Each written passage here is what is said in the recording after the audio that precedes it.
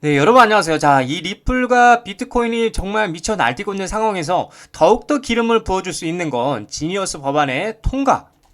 그쵸? 이 통과 여부라고 할 수가 있는데, 정말 재밌는 거는 역시 코인 대통령답게 트럼프가 대놓고 입법 요구를 하면서 통과를 밀고 있는 모습들이 포착이 되고 있고요. 리플의 수장 브래드 갈링하우스는 만약 지니어스 법안이 통과가 된다라면 무려 2조 달러까지 시장의 성장이 전망된다라고 말을 하고 있습니다. 더군다나 가장 많은 수혜를 받는 건 이 리플이라고 볼 수가 있는데, 관련돼서 대응 방법과 어떤 이슈들이 있는지 함께 살펴보도록 하겠습니다. 자, 뉴스를 보게 되시면 리플 CEO 스테이블 코인 2조 달러까지 성장 가능성이 가능하다라고 얘기를 하고 있는데, 자, 일단 요약된 내용부터 보면 브래드 갈링하우스 리플 최고 경영자가 스테이블코인 시장이 2,500억 달러에서 1, 2조 달러 규모로 급 성장할 가능성이 크다라고 얘기를 하고 있고요.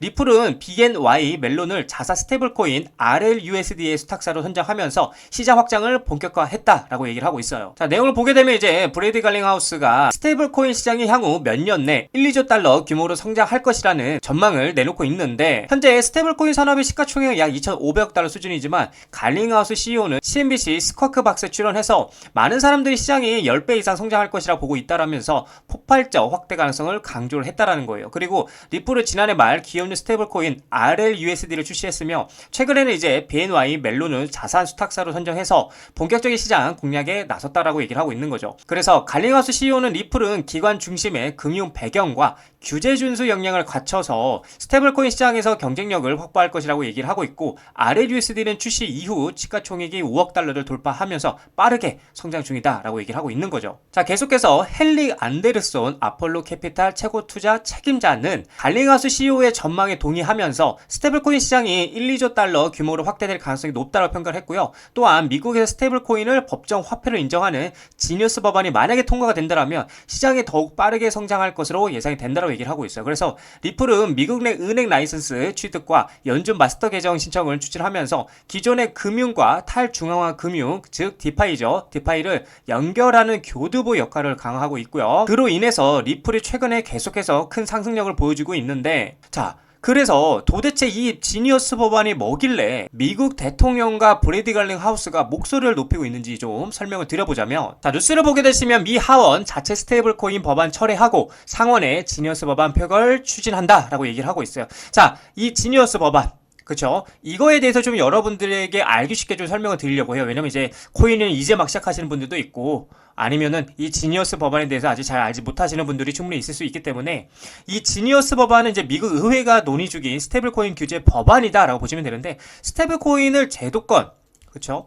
이 제도권에 편입하는 토대로 주목받고 있고, 최근 미 상원 본회의를 통과를 했는데, 이제 정식 명칭은 미국 스테이블코인 혁신수립과 지도에 대한 법인데, 스테이블코인은 가격 변동성을 최소화하기 위해서 특정 자산의 가치를 고정한 가상화폐를 말하는 건데, 주로 이제 달러화 등 안정자산의 가치가 고정되게 설계된다라고 보시면 되고, 또 이 지니어스 법안은 이제 스테이블코인 발행과 담보, 그쵸? 담보 여건을 강화하고 자금 세탁 방지 법률 준수를 의무화하는 내용을 담고 있고요.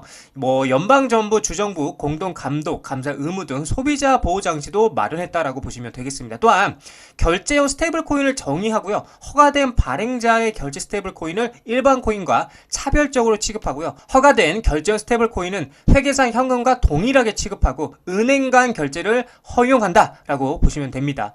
규제 법안이지만 이제 이 스테이블 코인을 제도권 금융자산으로 인정한 데에 의미를 두는 평가가 우세한 상황이다라고 보시면 되겠습니다. 자, 그래서 내용을 보게 되면 이제 미 하원 스테이블 법안 철회 후 상원의 지니어스 법안 지지로 선회를 하고 있다. 그래서 트럼프 대통령이 직접 암호화폐 입법에 속도를 올리고 있는데, 자, 미국 하원이 자체 스테이블 코인 규제 법안을 철회하고요. 상원이 통과시킨 지니어스 법안을 직접 표결에 붙일 계획이다. 그래서 도널드 트럼프 미국 대통령의 입법 요구에 따른 결정인 것이라고 알려졌다. 자, 누구요? 도널드 트럼프 미국 대통령의 입법 요구에 따른 결정이라는 거예요. 굉장히 중요하죠. 자, 그래서 하원은 상원과 법안 내용을 조율하지 않고요. 지니어스 법안을 그대로 처리할 예정이며, 통과 시는 트럼프 대통령이 서명해서 정식 법률이 된다라는 거예요. 그러니까 트럼프 대통령이 바로 서명을 하게 되면은 이게 정식적으로 이제 법률이 된다라는 거예요. 그래서 기존 하원 법안인 스테이블 법안은 사실상 폐기 수순에 들어가고, 트럼프 대통령은 앞서 백악관 암호화폐 회의에서 8월 달까지, 지금 얼마 안 남았죠. 스테이블 코인과 시장 규제 두 가지 법안을 통과시키겠다라고 밝혔다라는 거예요. 이건 대놓고 그냥 깡패예요. 야, 너희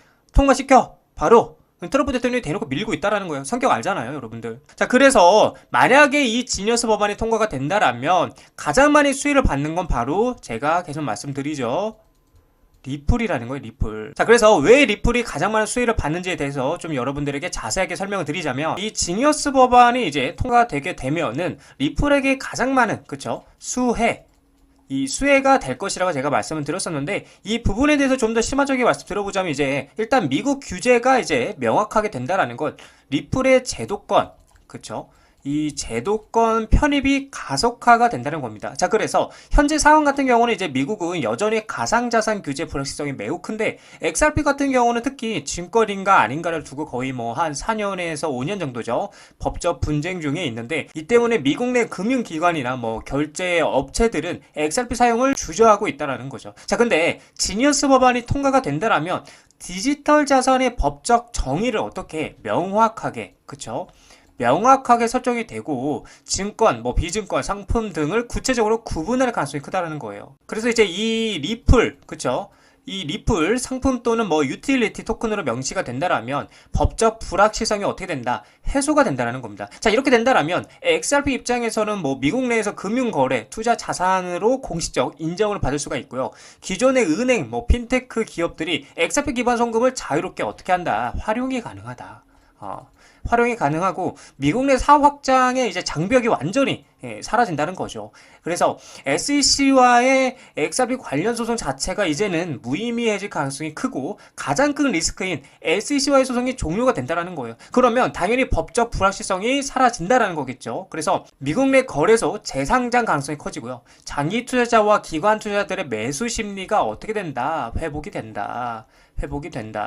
자, 그렇게 되면 이제 리플의 핵심 사업인 뭐 글로벌 송금 및 결제 인프라까지 제도권 안에서 진행이 될 수 있기 때문에 그동안에 리플이 계획하고 있었지만 진행되지 못했던 뭐 예를 들어서 IPO가 있을 수 있고요. 또 뭐가 있어요? 뭐 CBDC, 그쵸? CBDC도 있었고 뭐 스테이블, 그리고 또 ETF까지, 그쵸? 등 모든 게 어떻게 한 방에 터지면서 어마어마한 밸류를 자랑하게 된다라는 겁니다. 자, 그래서 우리는 의심하지 말고요. 당장의 주가의 변동성과 지루한 행보에 포기하지 말고 꾸준하게 숲을 보면서 달려가야 된다라고 저는 여러분들에게 말씀을 드리고 싶은 관점입니다. 자, 리플 차트를 보게 되시면 뭐 제가 계속 말씀드렸잖아요. 목이 터져라. 여기 매물대 굉장히 중요하다. 박스권 상단부 즉 3250원짜리를 돌파하고 종가 기준으로 이 위에 안착하는 그림이 나와주면은 어디까지라고 써요?